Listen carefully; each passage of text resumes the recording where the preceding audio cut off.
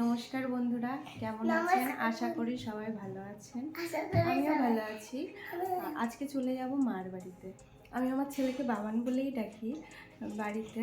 তো বাবানের বাবা আসার পর প্রত্যেকবারই যাওয়া হয়, 1-2 দিন করে থাকা হয়।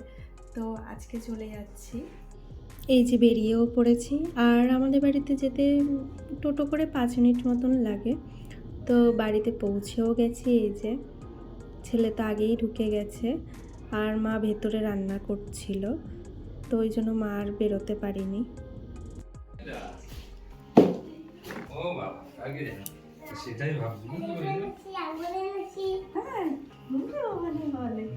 খেয়ে না কি রান্না করেছো?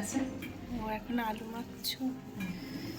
আর কি এখানে সকালে মা করেছে ভাত, ডিম ভাজা, আলু সিদ্ধ আর ডাল।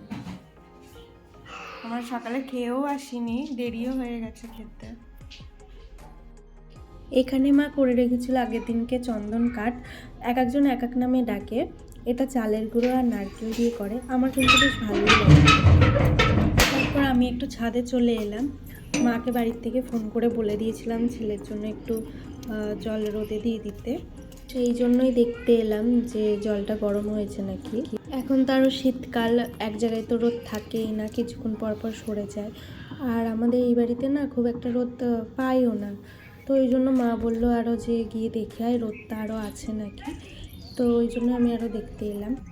তারপর নিচে গিয়ে দেখি মা রান্নাও শেষের দিক, তাড়াতাড়ি করেই করে নিয়েছে, কারণ আমার ছেলে আসলে না আর রান্না বান্না করতে পারে না, কারণ ও এত জ্বালাতন করে যে কোনো কাজই আর হয় না।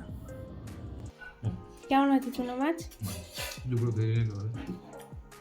সকালে খেয়েছিলে?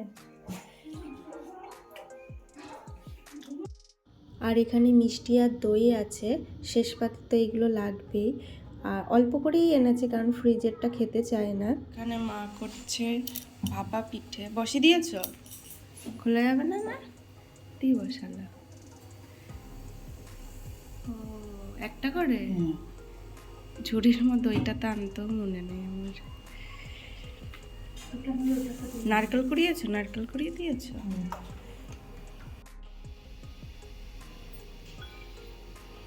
এত বড় বাটিতে দিচ্ছ? ছোট বাটিতে তেল।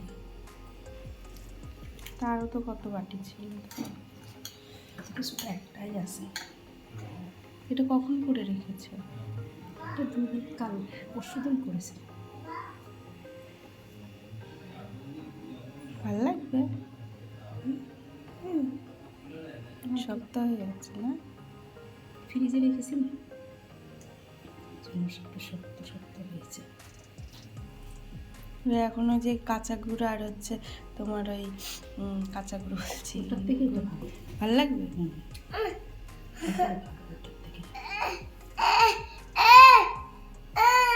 দাঁড়া, ওই দেখ দিদুন কি করছে, দেখ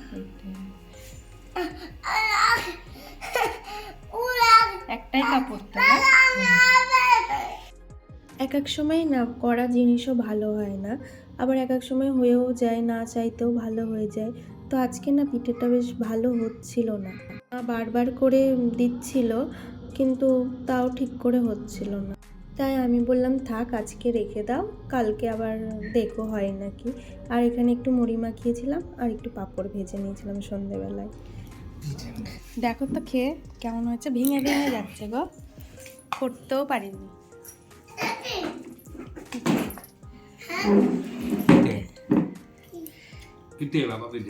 কেমন হয়েছে? ভেঙে ভেঙে গেছে, এই একটা একটু ইয়ে হয়েছে, ওই জন্য বললাম আজকে আর করতে হবে। হ্যাঁ বলছি কালকে করো, দেখো। পরে খাবা? মুড়ি খাবা আগে? খাবো তুমি।